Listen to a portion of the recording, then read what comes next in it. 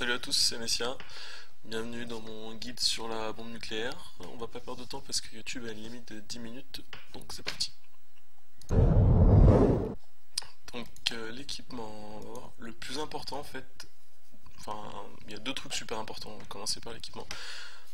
C'est d'avoir un silencieux.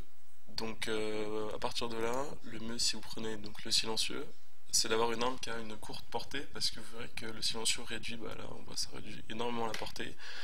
Donc quand vous utilisez une arme qui a une courte portée, vous vous en rendez pas trop compte en fait. A l'inverse, si jamais vous prenez, je sais pas moi, l'intervention et que vous mettez un silencieux dessus, bah vous ferez aucun frag hein, pour faire simple. Donc voilà.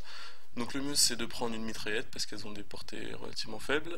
Et parmi les mitraillettes, bah, la meilleure c'est le MP45 quoi, pour beaucoup de gens. Donc je vous conseillerais le MP45. Vous pouvez prendre aussi le Vector et puis celle d'avant, je ne rappelle même plus laquelle c'est, le MP5 là. Mais bon, le MP45 est quand même au-dessus, je trouve. Voilà, bon ça on s'en fout. Équipement secondaire. Alors là, vous verrez que vous en servirez quasiment jamais, parce qu'on va voir après que le mieux c'est d'utiliser pire. Donc en équipement secondaire, bon vous direz c'est dommage, on a plein de fusils à pompe, de pistolets mitrailleurs et tout, mais non, le mieux c'est de prendre une arme de poing. Moi j'utilise l'USP, mais certains prennent plutôt le Colt ou le M9. Sachant que le Desert Eagle c'est de la grosse merde, il a un recul de fusil à pompe. Hein. Donc je crois qu'il a 7 balles, c'est comme ça. Donc évitez le Desert Eagle, prenez plutôt voilà, USP Colt à la rigueur. Le M9 c'est un peu le même style que l'USP. Voilà, moi je prends l'USP. Ensuite ça c'est pas super important. Moi je prends plutôt couteau tactique justement au cas où j'ai plus de munitions.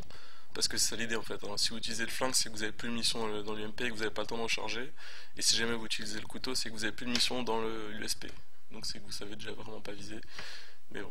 Donc je prends le couteau tactique, mais bon, encore une fois, c'est pas super important ça. Voilà, ensuite équipement, bah ça vous prenez absolument ce que vous voulez. Moi je prends mon Semtex, mais c'est vraiment pas du tout important. Vous pouvez prendre des clés morts à la rigueur. Beaucoup de gens prennent des clés morts, ça s'amuse bien. Moi je viens de code 4 et pour moi les clés morts, c'est... Voilà. Grenade spéciale, bah là pareil, pour ce que vous voulez, hein. Moi je prends flash, hein. Voilà. Ensuite les atouts, attention, deuxième jingle, pfiou, magnifique. Alors les atouts, donc, comme je vous disais, le mieux c'est de prendre pillard parce que en fait quand vous arrivez à court de munitions, vous serez obligé de ramasser une arme si jamais vous n'avez pas pillard et vous n'êtes pas sûr de tomber sur une arme avec un silencieux, et même si jamais un silencieux vous pouvez tomber sur je sais pas moi un scar silencieux et c'est pas franchement excellent.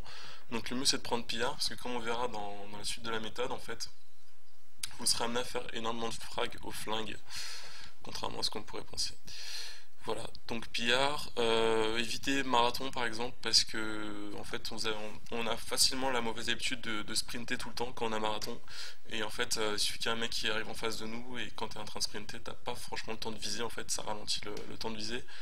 Donc voilà, évitez marathon en règle générale. Moi je le prends quand je suis en search and destroy parce que voilà, il n'y a pas énormément d'ennemis puis on sait à peu près où ils sont. Or là on verra qu'on joue pas en search and destroy et que les ennemis sont un peu partout. Bon, le reste, voilà, pas très important. On a dit pillard. Ensuite, atout numéro 2. Comme je vous disais tout à l'heure, le plus important c'est de prendre un silencieux. C'est pour une simple et bonne raison, c'est que la méthode consiste à être le plus discret possible. Parce que pour avoir une bombe atomique, l'idée c'est pas de faire un maximum de frags. Parce que vous verrez de toute façon qu'à la fin de la map, quasiment tout le monde a plus de 25 frags.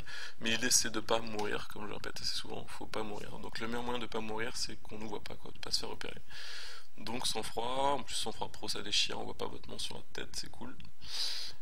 Évitez à tout prix détermination. Beaucoup de gens ont demandé pourquoi on prendrait pas détermination, c'est trop bien, hein, ça nous enlève des frags à faire, etc. Mais en fait, non, détermination ça vous aide sur 3 frags, et encore je dis 3 frags, mais à la fin la bombe atomique vous l'avez à 24 au lieu de 25, donc concrètement c'est un frag. Vous avez l'impression que c'est 3 frags parce que c'est sur à chaque fois un bonus, mais ça aide, donc voilà. 3 frags, or les plus difficiles, les frags les plus difficiles à faire, c'est les 10 premiers, j'ai envie de dire. Donc mieux vaut prendre un truc qui vous aide sur beaucoup de frags, donc en l'occurrence sans froid quoi. Donc voilà, danger rapproché, bon à la rigueur certains me disent ouais c'est trop bien, une fois que t'es dans l'hélico tu fais super mal, mais les frags dans l'hélico encore une fois c'est pas les plus difficiles à faire, donc mieux vaut prendre un truc voilà, qui aide sur les frags à faire au flingue, donc on a dit sans froid. Et puis enfin, Ninja, voilà, on a tous 3. Je suis désolé pour la première version du guide où j'avais déconseillé, c'était une grosse boulette parce que voilà, j'étais con à l'époque. Donc ninja, must have, invisible carter cardiaque, on fait pas de bruit quand on court, il n'y a pas de débat, le reste c'est un peu de la merde de toute façon, je dis pour le fun, mais ninja. Série de mort, on s'en fout, vous n'êtes pas censé mourir, on l'avait dit. Donc voilà, on va s'arrêter là pour l'équipement et les atouts. On se renvoie après un petit jingle parce que j'adore mes jingles. On va aller sur le mode de jeu. Hop. En fait, je vous ai fait une feinte parce qu'on va d'abord faire les bonus de série d'élimination. Comme ça, je pourrais vous parler du mode de jeu pendant le chargement. Donc, bonus de série d'élimination, en fait, là, vous avez deux possibilités. Selon si vous êtes un fifou de la C130 qui fait à chaque fois 50 frags avant de se rendre compte qu'il a pris l'IEM au lieu de la bombe atomique. Dans ce cas-là, donc vous prenez AC130 avec Pavlo et bombe nucléaire. Donc vous me direz que ouais non c'est pas cool parce que le Pavlo il a 9 frags et que c'est énorme. Et ben en fait vous vous rendrez compte que la deuxième, je vous disais, il y avait deux parties importantes de mon guide. Donc c'était d'une part l'équipement silencieux et en fait la deuxième partie importante c'est que si vous prenez le arrière, l'idée c'est de ne pas le lancer à 7 frags. J'en parlerai plus en détail pendant la vidéo in-game quoi. Mais en gros, si vous prenez le Pavlo ou le arrière, vous les lancez à 10 frags en fait. Donc je vous disais, donc soit Pavlo à 630 bombes nucléaires, sinon moi ce que je vous conseillerais davantage, et c'est ce que moi j'utilise à chaque fois, c'est donc arrière, mitrailleur hélico, donc l'Apache, et bombe nucléaire encore une fois évidemment. Donc voilà, donc comme je vous disais, on lance le arrière à 10 kills, et après on enchaîne sur l'hélico. Donc voilà, c'est à peu près tout.